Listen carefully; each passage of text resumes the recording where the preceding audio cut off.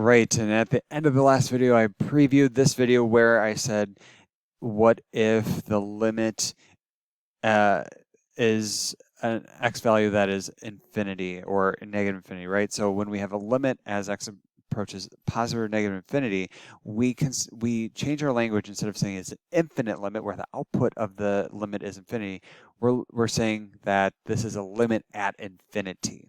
Okay, so just be careful with that little bit of language.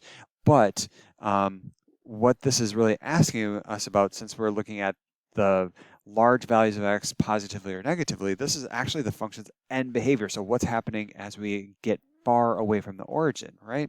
And then so if this limit exists, right, what we would see on a graph might be, so if it exists, right, there has to be some c value. So this means that as we get far away from the origin, it has to hug that value of c, right? So that is another asymptote, a horizontal asymptote. Okay, so this is a horizontal asymptote. All right. When we had the output of the limit being infinity, that was a vertical asymptote. Okay, just so you can differentiate. So with this new knowledge, we are able to maybe assemble a sketch of a graph that satisfies these given conditions. And so this is a sketch. It's not going to be perfect. My graph could look different from your graph, but what you have to do is make sure it has the correct essential properties that are identified. Okay, so let's see what we have here.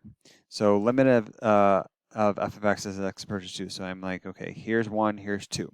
Okay, it has to fall on both sides, right? Because the limit exists, and so therefore it has to be the same thing on both sides. So this means that, let's see if I can draw this correctly. The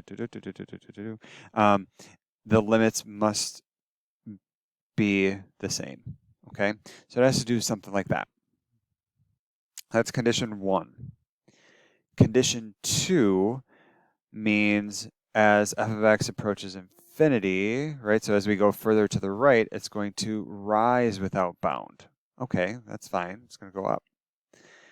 Now as I go to the left, as x goes towards negative infinity, it's going to hug 0. So I don't know if it's hugging it above or below yet. It's one of those two. Okay. And then next, let's see. As we approach 0 from the right, and okay, the other one's 0, so I'm going to think there's probably something going on at 0, because they're both forms of infinity, so it's some kind of asymptote. Okay, so as I approach 0 on the right side, it is rising, so it's going to do something like this. As I approach it from the 0 from the left, it's falling. Okay, and so I have kind of the given conditions to what the function could look like. Now I just have to connect the dots. So let's see, this rightmost chunk, that looks pretty easy for me to connect, right?